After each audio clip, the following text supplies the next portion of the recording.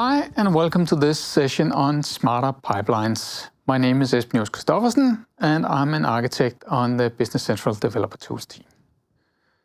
Managing pipelines for a larger repo with many AL projects can be a pain, which is something we have now addressed with this couple of features that are the topic of this presentation. We have added a way to centralize application settings across projects that is easily managed in a pipeline. We have also created a simpler and faster way to get access to your command line tools in a pipeline. Together, those two features should help you streamline your pipelines. So, what is the problem? This here is a snapshot of our BC Apps repo. You are probably aware of that. It's available on GitHub. In this repo, there is more than 200 app.json files. And whenever we create a new major, a new minor, doing a build, we need to update the version. We could, of course, create a PowerShell script that changes all those app.json files and create a commit with those changes. But doing that every time we do a build in the pipeline for this repo would be a mess. So we don't want to do that. And a commit with 200 plus changes is also a bit excessive if what we want to change is just the major and minor versions for all those files. So what have we done to address this? We came up with a new file inspired by the MS Build props file. We have now created a file called directory.app.props.json. And that file has two sections. It has a variable section, and inside the variable section, you declare variables that you can assign a value. And those values can be overridden by environmental values from variables. The properties sections, the properties in there maps to the properties in app.json. If you have a property in there, it can be used if that property is absent in app.json. As you can see here in this example, in the variable section, I have constructed the version as a variable based on the major, minor, build, and revision variables. So I can use that, I can use the placeholders in there to create a new variable. And if you then look in the properties section, you can see I have the version down there. In this case, it is a replacement for a version property in the app.json. And I used the version I created in the variable section as the value for that one. This means that if I want to create a new revision, I can just change the revision variable, and then it will end up in the version property. Let's see how that works. I have a workspace here with 3 projects in. They are simple because it doesn't matter what they're doing. A, B, and C. And I have in the folder above, and you can see that down here in the terminal window, which is just a listing of the directory above the 3 projects, there is a directory app.props.json file, which is the one I'm looking at here. And it's similar to one on the slide. There's a version section. I have the version down here, and I have a couple of other properties declared here. So now let me look at this app.json file here for the first project A. You can see here, this is standard app.json generated by ALGo, and it has all the properties. But let me take this, the version, get rid of that. And normally, doing this, now you would get an error saying you need a version in an app.json file. But in this case, it actually finds the one in the props file. So I can get rid of that. I can do the same for the publisher, because I also had a publisher property in the directory file. And these, and the privacy statements, and the platform.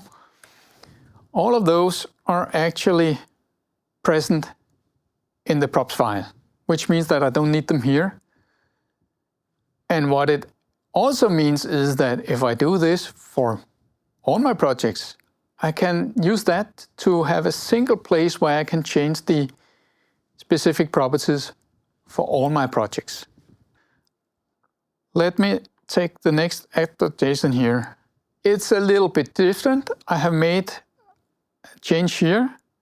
First of all, I can also use the variables in here, and they will be replaced with the one from the props file. Normally you would get an error here because $ parenthesis version is not a valid version, but in this case it's a placeholder and the value comes from the props file. It also allows me to do override because in this case you can see the base URLs. These are coming from the props file. I have copied them in here, but I have actually made a change here which is specific for the B project because I want a different help URL. I'm still utilizing the base URL from the props file, but I have made a small change so I can customize this specific project. I can also just choose to leave other properties in, but this is an efficient way to use the same settings across. And for the last project here, I've already stripped away all the properties. So let me go back into the props file here and say, actually, I have already made the revision change here. I just haven't built. As you can see here, we have Fabricam A version 1.000 in all projects. In this case, I have made a change here to the revision 1. And if I go into this one and do a build, you can see I actually get the project build with a new version because I got a 1 here. And it picks it up from the props file and uses that during build.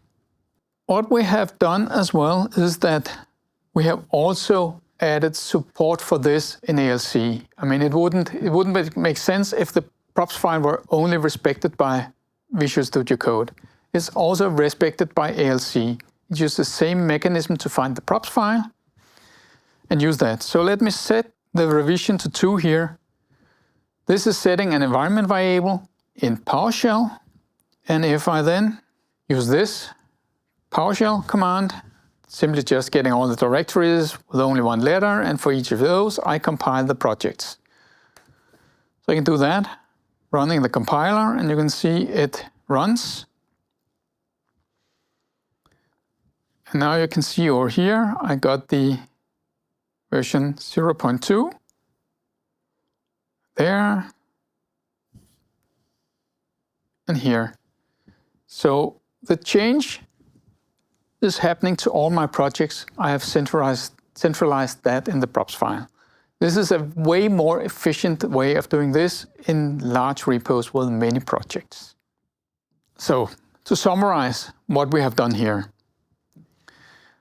the file is found by name, which means that directory.app.props.json is the name of the file we're looking for.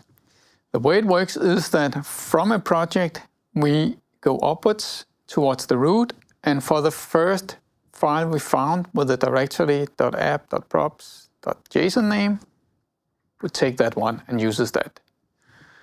And as you just saw, this works for both the Visual Studio. If you open a project where you have removed the some of the props or using placeholders, it will pick up the values from the props file and it will work. And also this is done at load time. So when you start up Visual Studio Code, it loads the props file, which also means that if you make changes to the prop file, add a new property, it will not be picked up unless you reload. If you build, it will work, but while doing edit, it will not be picked up. And properties are expanded during package creation, which means that in the generated packages, there are no difference. They are the same no matter whether the values comes from the app.json file or they are picked up from the props file. No different. And last, there's a list of properties which we currently support. We may add more in the future, we'll probably do that. But this is what is supported right now. I don't know if you noticed that before when I built all the projects, I used a slightly different command. And it solves a problem, where's my alc.exe. I'm from the team that actually puts alc.exe on disk for you in the V6, and I always have a hard time remembering where exactly it is. So we have made a new way of getting to our command line tools, and we decided to piggyback on a feature called .NET Tools, which is the .NET installation that provides you the ability to download tools packages, which is essentially a NuGet package with a special format.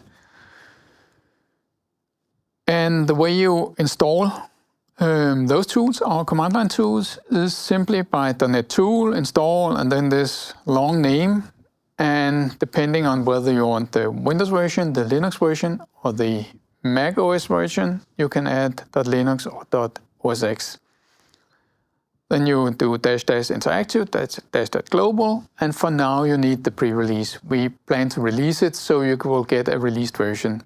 Today it's pre-release. And it's installed with an alias, an AL alias, which is an alias to the AL tool that we ship together with all the command line tools. The caveat with the .NET Tools packages is that you can only add one alias. So we have decided that the AL alias points to the AL tool, and then we will add all our toolchain into the AL tool. So what you can do is you can do AL help, you can do a AL compile to invoke the ALC and just put the rest of the command line arguments there. Let me show you how that works. This is the PowerShell prompt I showed you before. And now let me just type, as you noticed up here, actually I used the AL compile. If I just run AL here, I get a list of the supported commands for the AL command here. And let me try to use the get application manifest. Just created one called version 2. And if you look inside the manifest here, you can actually see I got all the values expanded. I got the URL, base URL, Fabricam, I got the revision 0.2. Everything is expanded, and this is what we send to the server when you deploy an application. So there's nothing magic going on at the server. Everything is done while you compile. And before I actually mentioned that this is cross-platform. You can also install this for Linux. This happens to be running in Windows subsystem for Linux. And I have already installed the Linux tool version of this. And here it tells me you can invoke the tool using the command AL. I think we will lowercase that one before we ship it in release, because it's annoying to uppercase it. And I can also here do AL, get the same options. And using bash, I can also compile all my packages here. I have the same setup here with 3 projects. So this would allow you to more efficiently download the AL command line tools in a pipeline. This is the whole purpose of this. This is what I have to show you today. I hope you'll get inspired and go and update your pipelines and make them more efficient.